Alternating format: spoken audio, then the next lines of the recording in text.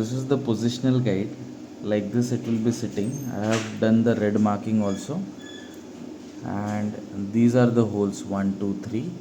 1.5 mm screws has to be used to fix that. And this is the second orbital floor, and this is also very very thin, and this will be then sitting over here like this. And there is that posterior ledge at the back side. It is just slightly touching that portion. So like this will be placed here.